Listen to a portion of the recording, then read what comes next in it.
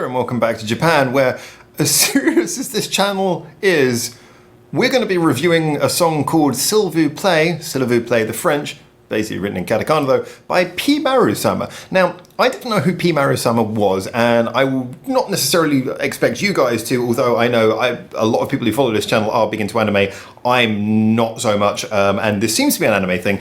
Basically, I was just getting recommended songs. I thought I'd look through and see what is popular in Japan, and then I'm going to try and review something a bit out there. And I came across this song, and I wasn't really paying any attention, just had a playlist of songs on my headphones. I thought, well, this is kind of poppy, weird, and interesting.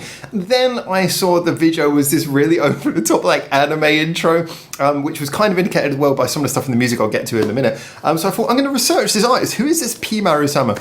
A quick Google search took me to pmarusama.com, which was just a website with like a little fruit machine on it, and then I played that a couple of times and I won a picture that I downloaded.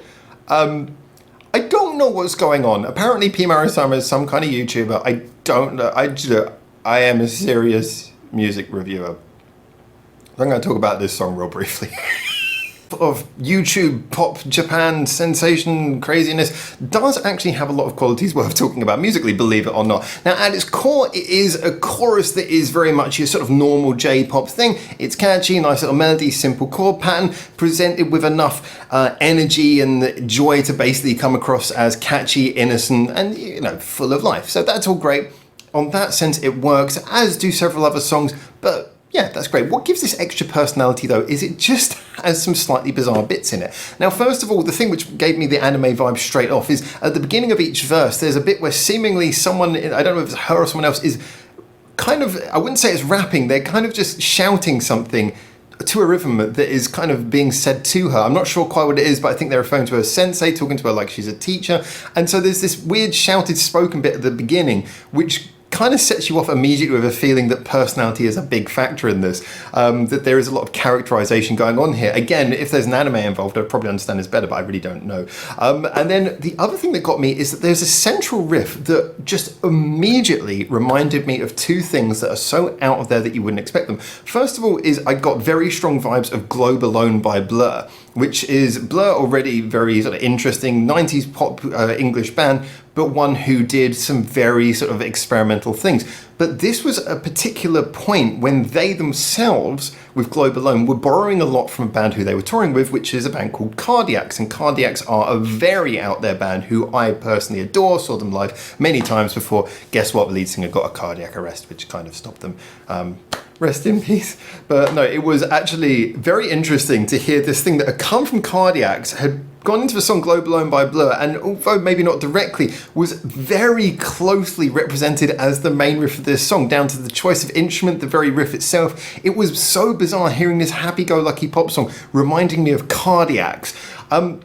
And there was something, whether deliberate or not, I'm assuming not, but there was a real sense that this song had that sort of off-the-wall bonkers madness. Now, that might be something I'm just getting from sort of hearing that and having that reminded to myself. But yeah, there was a sense that this song was definitely a little bit crazy. That followed immediately by the weird anime shouting rap thing. It immediately sets you off a feeling that this is not just your normal sort of AKB48 dance around singing pop song, even if the chorus does directly go to that final conclusion. Most of the rest of the presentation is pretty much the solid sort of thing you'd expect from something with anime vibes that's got over 80 million views. It's very well engineered, all the sounds are clear, it's got a good sort of feeling of being mixed in a very rounded way, and on top of that you have a lot of interesting sounds in the production. You have a video that is primarily sort of anime, but it's more almost like one of those, one of the, I don't actually know what the word is, like visualizer videos they call them, where it's not really trying to be a fully animated video, but it's got sort of animations, simple animations and things coming across the screen. And in that sense, again, you get the crazy character, like a weird chicken in a half-broken egg falling down, and people in the shouty bits just appearing and screaming, little anime characters. So it has enough presentation to make it really hit. But overall, I think this is a fairly much a case of pop song with a lot of craziness around it.